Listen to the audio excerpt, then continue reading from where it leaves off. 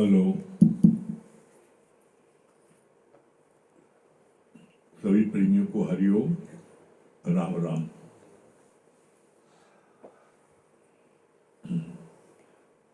गुरु जी की कृपा से कितना सुंदर मौसम हो गया है इसमें प्रयागराज में। रिमझिम बारिश हो रही है, उसका आनंद ले रहे हैं, ब्रह्म ज्ञान का आनंद ले रहे हैं। हम लोग कितने भाग्यशाली हैं कि भगवान हम लोगों को घर बैठे जो है नैनीताल मंसूरी का आनंद दिला रहा है बिना पाई पैसे के।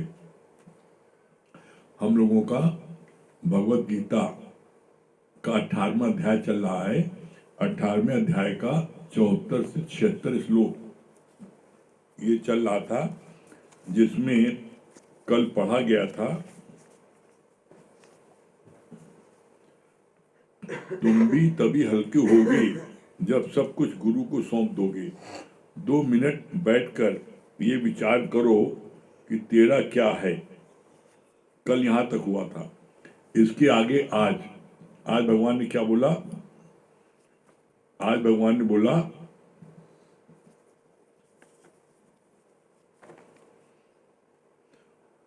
गुरु की शरण में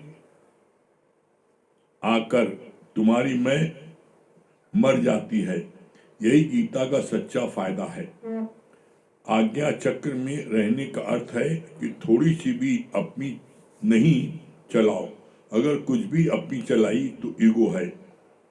ये रास्ता है मिटने का।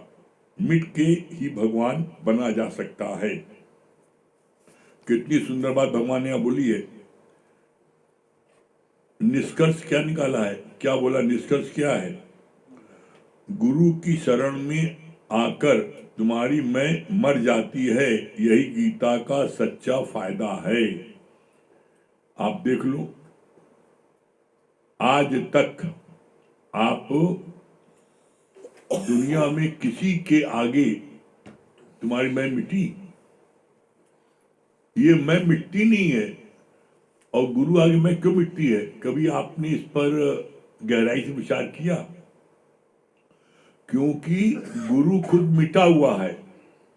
मिट के आपको अतिशय प्यार करता है कि आप बिना गुरु के अब रह नहीं सकते। तो गुरु जो भी हमको कहता है, हम उसकी बात को मानने के लिए मजबूर हो जाते हैं। साथ साथ क्या है, हम जो है गुरु का आचरण देखते हैं कि गुरु जो है हर क्या कैसे झुक जाता है, मिट जाता है। जो बात तू कहता, हाँ ठीक है कर लो। तो वो देखते देखते उसके मन में भी इस बात की भावना आती है कि जब मेरा गुरु पूर्ण होते हुए भी सबके आगे मिट जा रहा है तो मैं क्यों न मिटूं। तो बोला, गुरु का संग करते करते हमें गुरु का रंग चढ़ जाता है। कैसे? As the company so the colour. जैसी कंपनी आप करोगे वैसा कलर आपको होगा। और ये हम तो देख रहे हैं अपने गुरु जी की महिमा है। कैसा करिश्मा है, कैसा करिश्मा है। जो व्यक्ति रोज ड्रिंक करता हो, पीता हो, नशा करता हो है, सुबह से लेकर रात तक, और कैसे गुरु की शरण में आने के बाद कैसे आज 1 हफ्ता हो गया और छुआ तक नहीं, ये करिश्मा नहीं है? कोई 1 दिन नहीं छोड़ पाता। जैसे मछली तड़पती है वैसे नशा करने वाले तड़पते हैं जब टाइम होता है। हमने अपनी आंखों से देखा है। लेकिन ये करिश्मा गुरु जी देख रहे हैं, कैसा गजब का करिश्मा है। इसी को बोलते हैं। और दुनिया का कोई भी जाप ताप करोगे, कुछ भी करोगे, उसका फल तुम्हें अगले जन्म मिलेगा। लेकिन गीता का ज्ञान का फल तुमको अभी का अभी मिलता है। और ये प्रत्यक्ष दिखने में आ रहा, हमको प्रत्यक्ष दिखने में आ रहा। बार बार गुरु के प्रति नमन होता है। वाह गुरु जी, वाह गुरु जी, वाह गुरु जी, आपने कमाल कर दिया है। ज्ञान सुनने के बाद वही हाल होता है जैसे दूध में जामुन डाल दो तो दूध जो है वो दही बन जाता है अगले दिन जामुन डालने पर। अब वो दूध वापस नहीं आ सकता। दही बनेगा ही बनेगा, दही नहीं बनेगा तो जो है वो दूध भी नहीं बनेगा, जामन पड़ गया। इसी तरीके से जिसके अंदर में ब्रह्म ज्ञान की एक बूंद चली गई, तो अब जो है उसका पीने में स्वतः ही अंदर से मन नहीं करता। यह आश्चर्यजनक बात है। वो जो है उसको कोई मना नहीं करता और न कोई नंबर पहरा दे सकता है। अगर व्यक्ति के अंदर में वो पीने की इच्छा है तो कभी भी चोरी पी सकता है। कौन 24 घंटे किसको पकड़ सकता है? कोई नहीं पकड़ सकता। लेकिन करिश्मा यहाँ यह है, हम लोगों ने देखा कि उनके साथी लाख उनको कहते हैं पी लो, कहते मेरा अंदर से मन नहीं करता, और वही पहले अंदर से मन तड़पता था। ये करिश्मा नहीं है। इसीलिए यहाँ पर हम लोग बार बार इस बात को कहते हैं, कहते रहेंगे। क्या? अपने जीवन में परिवर्तन को देखकर गुरु के ज्ञान पर यकीन हुआ। और हम तो ऐसा महसूस करते हैं बारंबार। ये भक्त की श्रद्धा, भक्त की अटूट विश्वास है जिसको गुरु पूरा करता है। भक्त के मन में ये अटूट विश्वास है कि गुरु के पास अगर मेरा बेटा रहेगा तो वो सुधर जाएगा, मेरा बेटा रहेगा तो वो जो है गुरु समान बन जाएगा। तो कैसे माँ, भाई, बंधु, रिश्तेदार कैसे तड़पते हैं, हम देख रहे हैं कैसे तड़पते हैं, कैसे मन में उनके भाव आता है। नहीं गुरु जी, आप किसी तरीके से आप सुधार दिए, हम धन्य हो जाएंगे। तो ये कौन? तो हम कुछ करने वाले नहीं, हम सच कह रहे हैं, आप कुछ करने वाले नहीं है। सब मेरे गुरु की महिमा है। मेरे गुरु पूर्ण ब्रह्म परमात्मा।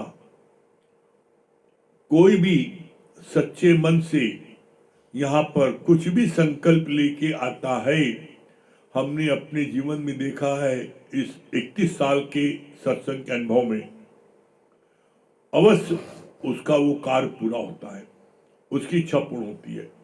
तो आप शुद्ध संकल्प रखोगे, निश्चित जान लो आप पूर्ण बनोगे और गुरु समान बनोगे। कोई दुनिया की ताकत रोक नहीं सकती। गुरु जो है वो दलदल में फंसे हुए को निकालना चाहता है, लेकिन उसके साथ साथ तुम अगर अपना हाथ नहीं दोगे तो गुरु कैसे निकालेगा? तो तुम गुरु अपना हाथ दोगे तो निश्चित आप गुरु के समान बनोगे और एक दिन आपकी लोग पूजा करेंगे। जो अभी नफरत करते हैं, जो अभी आपसे मिलने से दूर भागते हैं, शक्ल नहीं देखना चाहते हैं, मिलना नहीं चाहते हैं, वही लोग आपको नमन करेंगे, वही लोग आपके आगे झुकेंगे और कहेंगे भाई ऐसा मैंने करिश्मा कहीं नहीं देखा।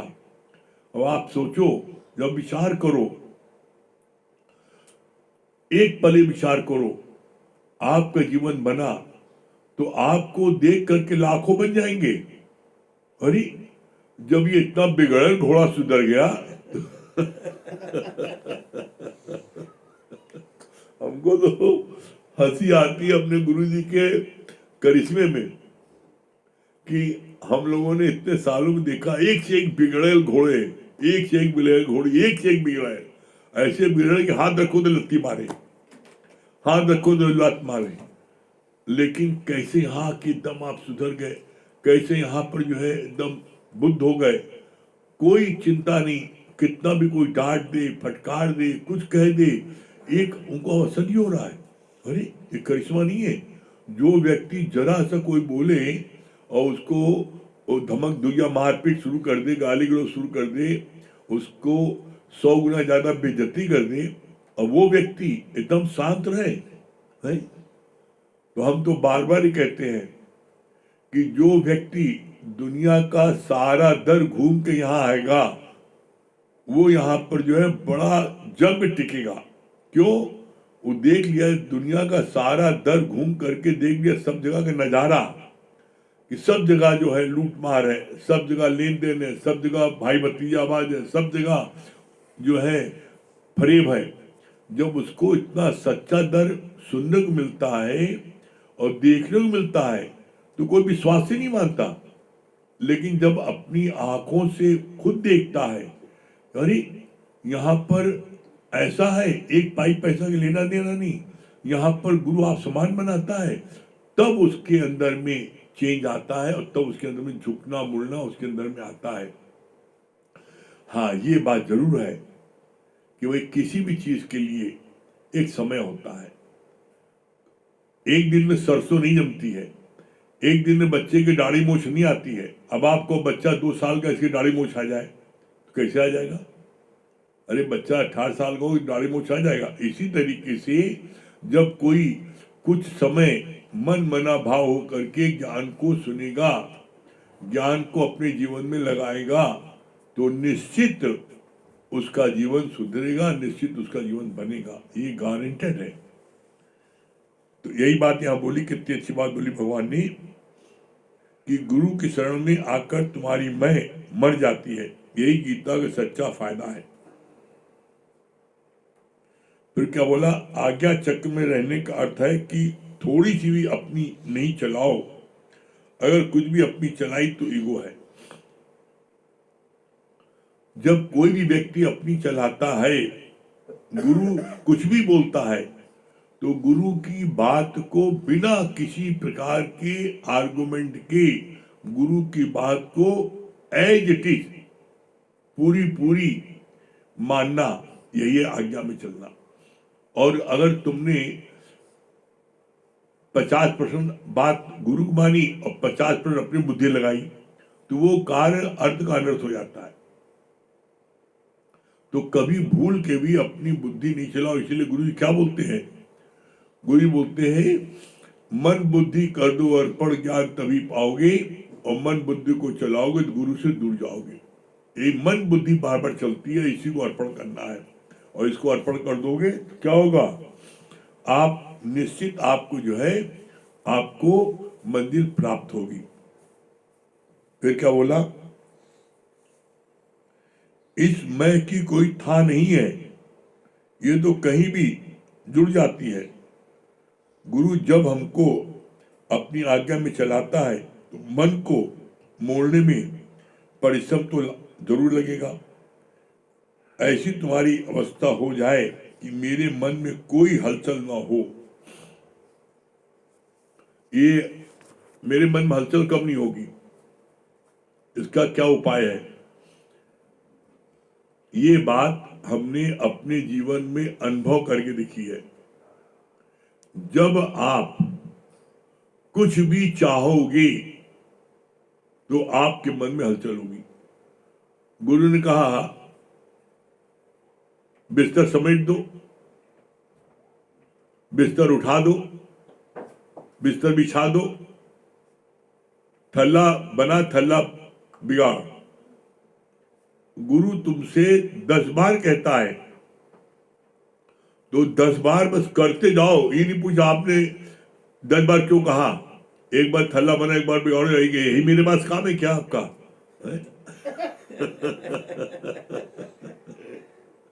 गुरु तुमको चेक करने के लिए देखता हुआ इसकी मैं मरी नहीं, तो गुरु कुछ भी टेस्ट लेगा। तो इसलिए अपनी मन और बुद्धि बिल्कुल चट कर दो। सिर्फ जो है क्या है, जो बात गुरु कहे बस गुरु की बात को मानते जाओ, और मानते जाओगे। हम इस बात को अपने जीवन के अनुभव से कह रहे हैं कि आप जो है बहुत ही शीघ्र मंजिल को प्राप्त कर लोगे। करके देखो, और अगर आपको जो है ये सफलता न मिले तब कहना निश्चित आपको सफलता मिलेगी। ठीक है, चलिए अमित भैया सुनिए।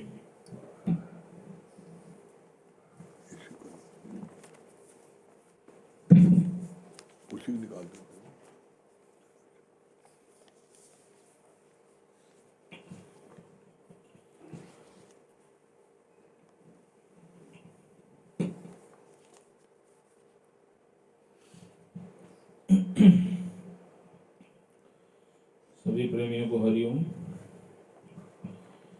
देखिए, आज एक भाव मन में यह आ रहा था कि सफल तो हर कोई होना चाहता है। कौन ऐसा प्राणी है इस धरती पे जो सफल नहीं होना चाहता? सबकी इच्छा सफलता प्राप्त करने की होती है, लेकिन सफलता प्राप्त करने के लिए जो मूल मंत्र है वो क्या है? आप कभी इसको मार करिएगा कि जो लोग भी जीवन में आज सफल हैं, तो देखिए वो इस मंत्र को अप्लाई कर रहे हैं कि नहीं कर रहे हैं। और वो मंत्र क्या है? पहला है मौन। जो भी आदमी देखिए सफल है वो आपको मौन में दिखेगा, वो ज्यादा बोलते हुए नहीं मिलेगा। मौन का मतलब गुरुजी ने क्या बोला है? Troubles won't come if you do not invite them. तो परेशानियां आती कहाँ से हैं? परेशानियां ज्यादा बोलने से आती हैं। आप देखिए ना, आपने कोई बात ऐसी बोली कि दूसरे को पिंच कर गई, तो क्या होगा? आज उसका सामर्थ्य नहीं है, लेकिन जीवन में जब कभी भी उसके पास सामर्थ्य होगा आपसे बदला लेने का, तो वो अवश्य लेगा। जैसे दुर्योधन ने द्रौपदी को बोला था ना, द्रौपदी ने दुर्योधन को बोला था ना, अंधे का पुत्र अंधा, तो वो बात उसको घर कर गई ना। उसी की वजह से तो इतना बड़ा महाभारत युद्ध हुआ।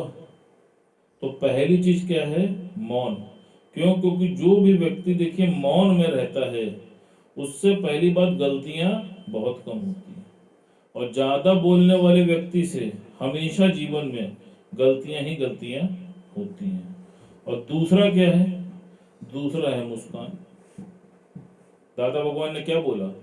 Smile while and while, this is your morning exercise. आप सोचिए, अगर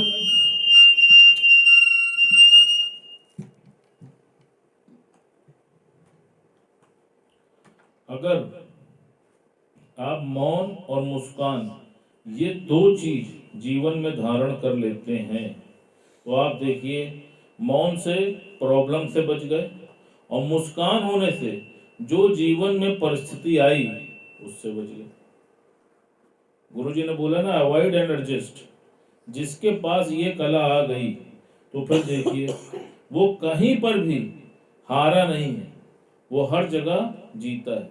लेकिन हम अपनी आसक्तिवश हर चीज में बोल पड़ते हैं, ऐसे नहीं ऐसे कर लो, वैसे नहीं ऐसे कर लो। कोई तुमसे राय ले या ना ले, लेकिन तुम अपनी राय उसको दे देते हो। तो जब तुम फ्री की राय देते हो, तो देखो तुम्हारी कोई वैल्यू होती है क्या? हर आदमी, किसी को भी आप देख लो, आप उससे राय मांगो या ना मांगो, वो फ्री में राय दे देता है। और फ्री की जिसकी भी राय होती है, तो देखो वैल्यू किसकी कम होती है? वैल्यू उसकी ही कम होती है। वकील के पास जाते हो, डॉक्टर के पास जाते हो, इंजीनियर के पास जाते हो, आर्किटेक्ट के पास जाते हो, किसी के पास भी जाते हो, राय लेते हो, तो राय लेने का वो पैसा लेता है, और कितनी गंभीरता से सुनते हो। अगर वो फ्री में देने लग जाए तो उसकी भी दुकान बंद हो गई। तो तुम अपनी कीमत खुद नहीं कर रहे हो। क्यों? क्योंकि अज्ञानता में तुमको पता नहीं। और जब ज्ञान मिला तो भगवान ने क्या बोला कि मौन और मुस्कान धारण किए रहो। मौन धारण किए रहोगे तो वायरस तुम्हारे पास आएगा, लेकिन चपकेगा नहीं, आ करके शिफ्ट हो जाएगा। और शिफ्ट कहां होगा? जो मुंह खोलेगा उसी के मुंह में घुस जाएगा।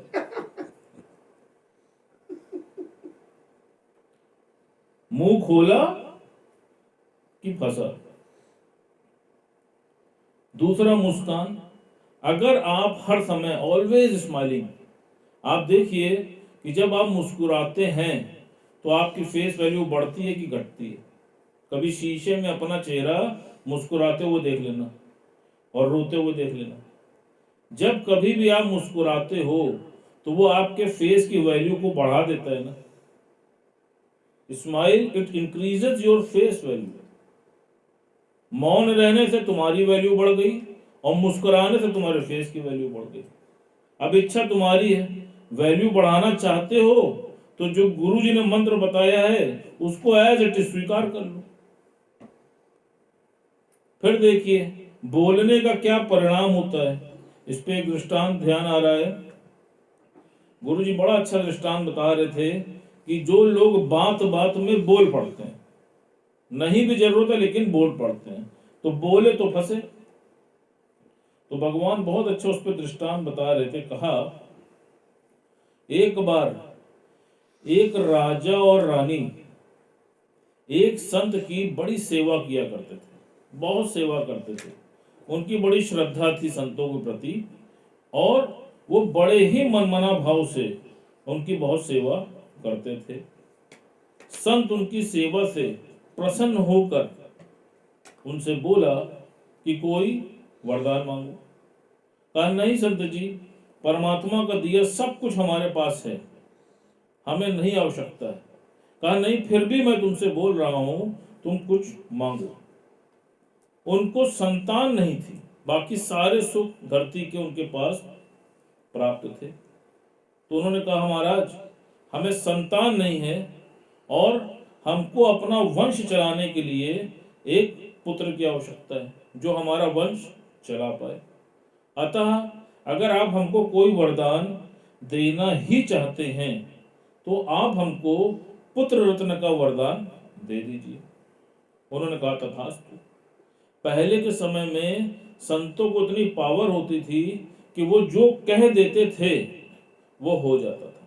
इसीलिए आप देखिए कि ऋषि मुनियों से सब लोग बहुत भयभीत हुआ करते थे कि पता नहीं कब क्रोध में आ जाएं, कब शराब दे बैठें और फिर वो हमको फेस करना पड़ेगा। तो इसीलिए उनको बड़ी ही पावर रहती थी। उन्होंने अपने अहंकार में तथास्तु बोल दिया।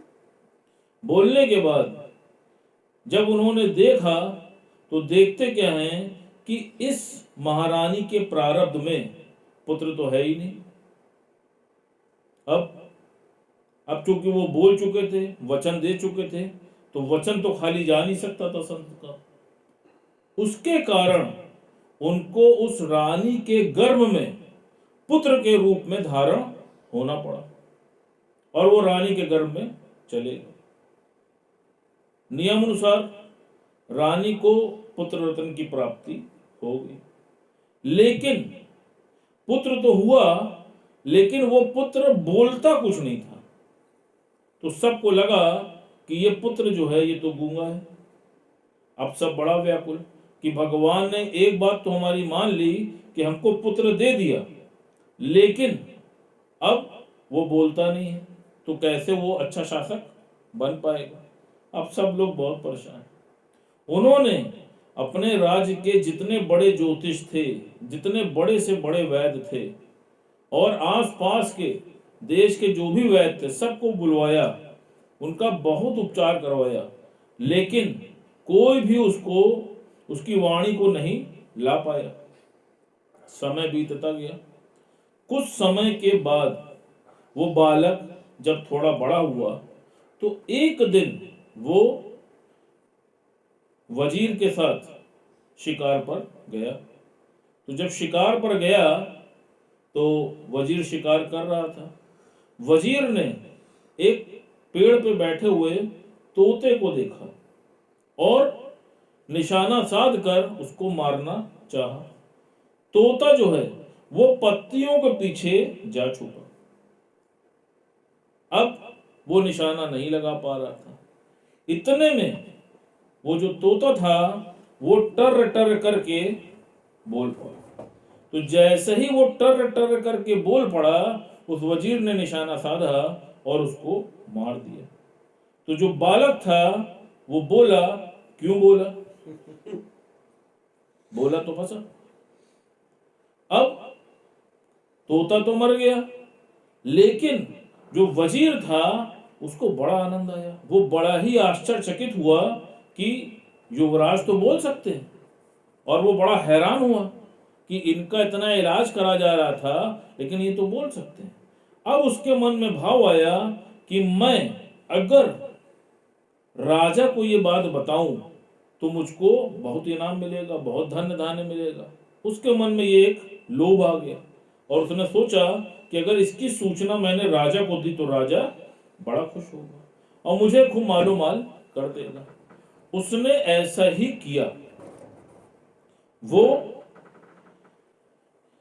राजमहल में युवराज के पहुंचने के पहले पहुंच गया और उसने पूरे राजमहल में इसका ऐलान करा दिया कि युवराज बोल सकते हैं, युवराज बोल सकते हैं, युवराज बोल सकते हैं।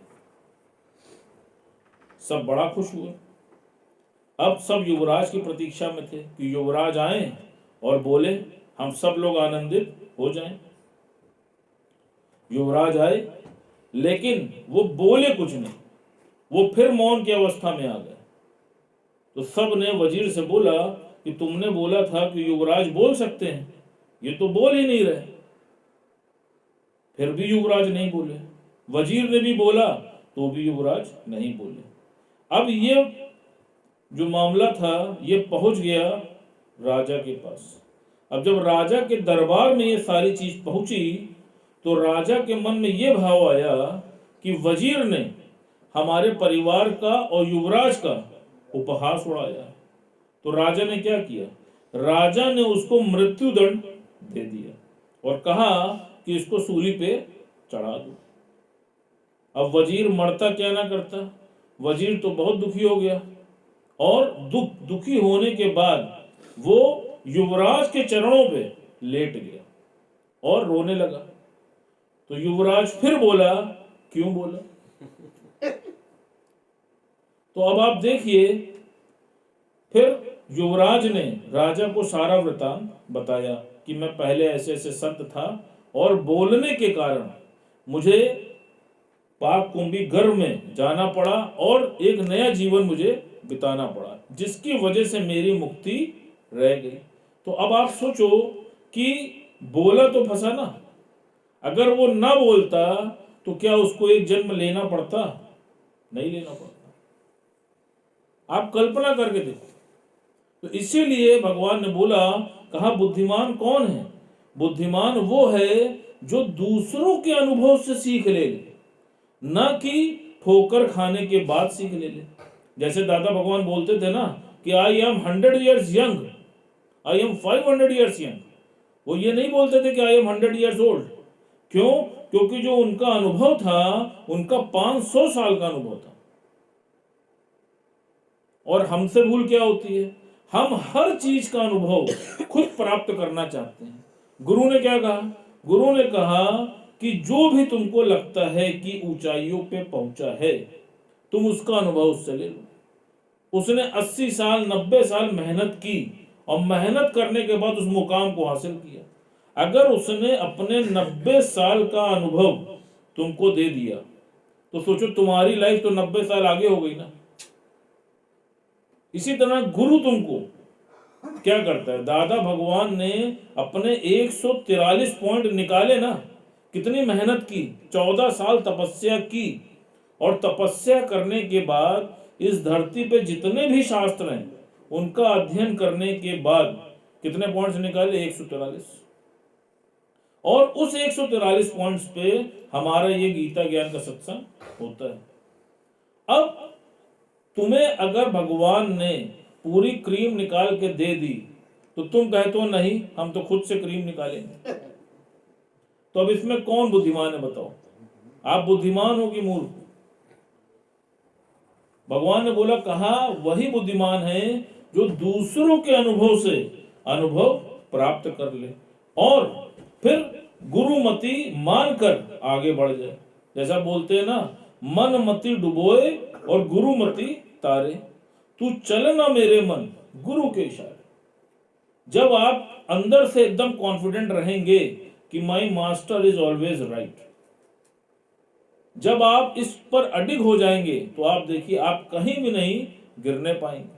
और जब आप खुद एक्सपेरिमेंट करेंगे तो खुद एक्सपेरिमेंट करने में क्या होगा? कहीं पर ठोकर भी खाएंगे और कहीं पर सफलता भी पाएंगे। तो इसलिए हमेशा ध्यान रखिए, my master is always right. और दूसरी बात, मौन और मुस्कान, ये दो आपके सबसे ताकतवर हथियार हैं। इसको आज से धारण कर लीजिए। अगर आज से आपने इसको धारण कर लिया तो आप विश्वास मानिए कहीं पर भी आपकी पराजय नहीं हो सकती, और बाकी फिर अपनी मर्जी। हरिओम।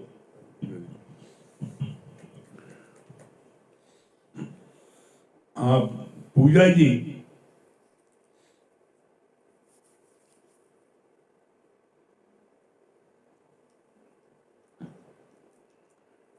पूजा जी दिल्ली।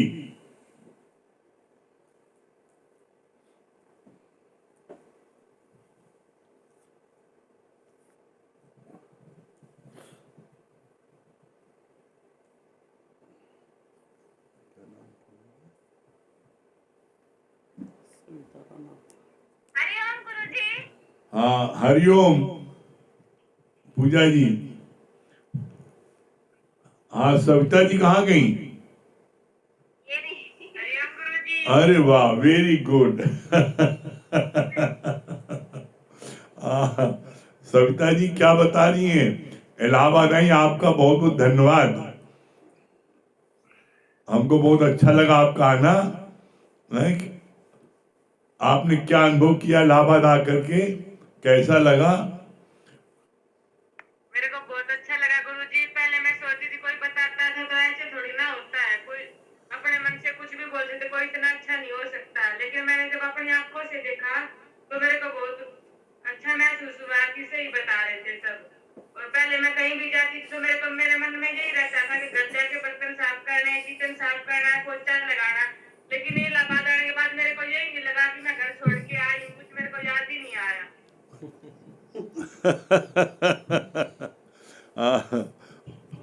बहुत सुंदर। और दुर्गेश जी क्या बता रहे हैं?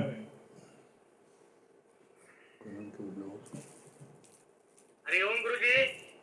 हरिओम भैया। हाँ क्या बोल रहे हैं दुर्गेश भैया? बहुत अच्छी बात बताई ना गुरुजी।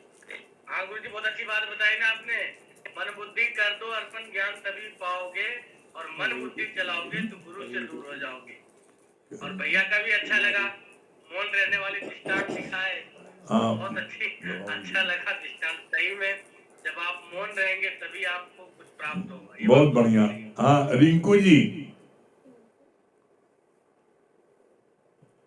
रिंकू कुमारी। हरिओम गुरुजी। हाँ हरिओम भैया, बहुत हरिओम अच्छा। गुरुजी। हरिओम हरिओम। हाँ भैया क्या बता रहे हैं? क्या आप लोग इलाहाबाद आए, क्या अनुभव कर रहे हैं, कैसा लगा?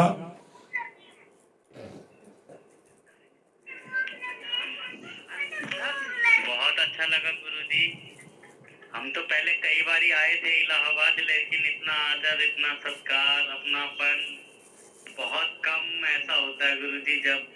लेकिन इस बार हमें लगा कि हाँ, हम एक छोटे से परिवार से हमारा इतना बड़ा परिवार हो गया।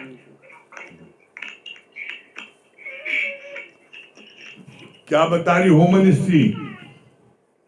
हाँ गुरुजी सेम सब जो बता रहे हैं ना, जितना आदर सम्मान सब चीज मिला ना, ऐसे इलाहाबाद तो कई बार आई थी, मगर जो इस बार सम्मान मिला, माला पहनाया गया, ये सब चीज मतलब कि बहुत ही ज्यादा मतलब अच्छा था।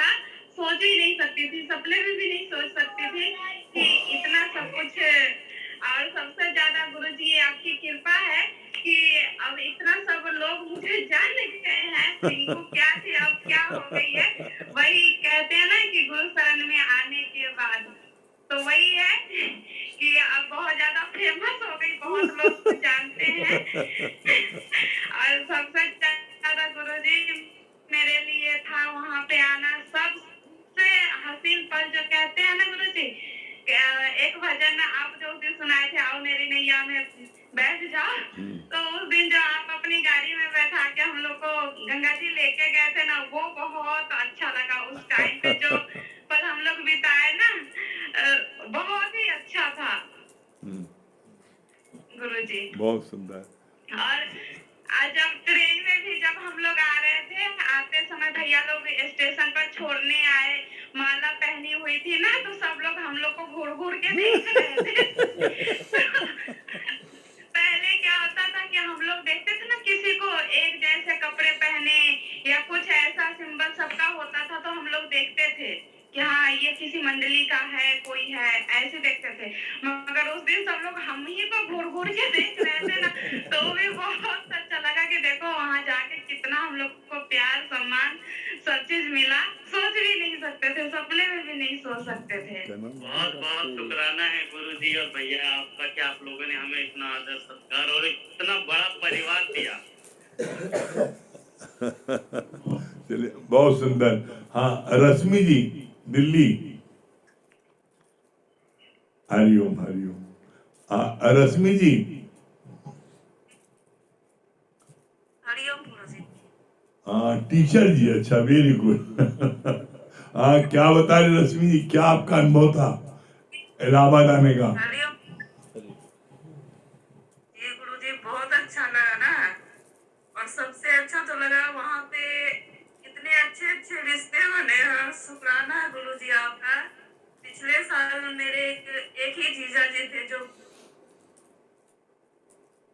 अब नहीं रहे इस दुनिया में, लेकिन इस बार गए तो वहाँ एक जीजा जी मुझे मिले, संजय जीजा जी। मेरे को बहुत खुशी हुई। और एक दीदी भी मिली, एक बहन मिली, सुशीला दीदी। बहुत बहुत शुक्राने हैं उनके। इतना अच्छा है, मतलब घर में ना रह के घर का मतलब कुछ एहसास ही नहीं हुआ कि हम लोग कहीं बाहर आए हुए। बिल्कुल घर के तरह माहौल था वहाँ। और सब लोग बहुत अच्छा। एक शुक्राना और करना चाहूंगी नीलू दीदी के हस्बैंड का। कैसे हमारा हम लोग को स्टेशन तक लेके गए और हमारा सामान उठा उठा के गाड़ी में रखा। कोई अपना भी गुरुजी ऐसे नहीं करता। बहुत अच्छे है वो। बहुत अच्छा लगा। और जो जो चीज मेरे लिए छूट गया था, जैसे कि मेरा मन था वहाँ बोटिंग करने का, वो गुरुजी मैंने सपने में कल रात को कर लिया। मैंने देखा सब लोग, हम लोग एक ही बोट पे सब लोग थे। अच्छा। और आप थे गुरुजी, नाच गाना सपने में हो गया। हाँ, नीतू सिन्हा जी, जयपुर। नीतू सिन्हा, जयपुर। हरिओम गुरुजी। हरिओम। हाँ, नीतू जी, आपका इलाहाबाद में आने का क्या अनुभव था?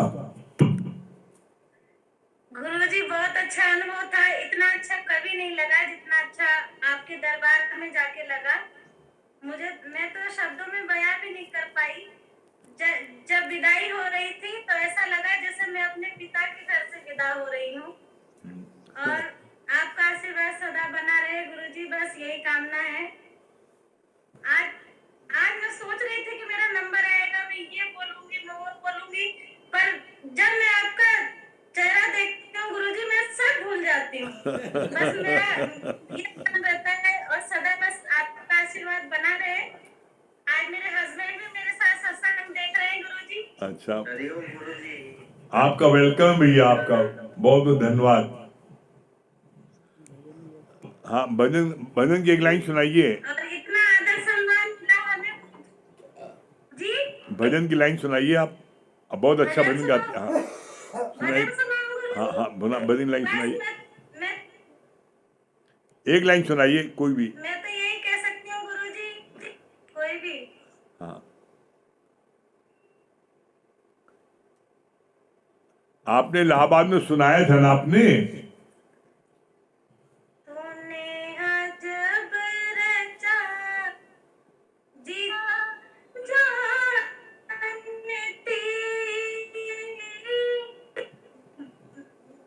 मैं तो भूल जाती हूँ गुरुजी क्या।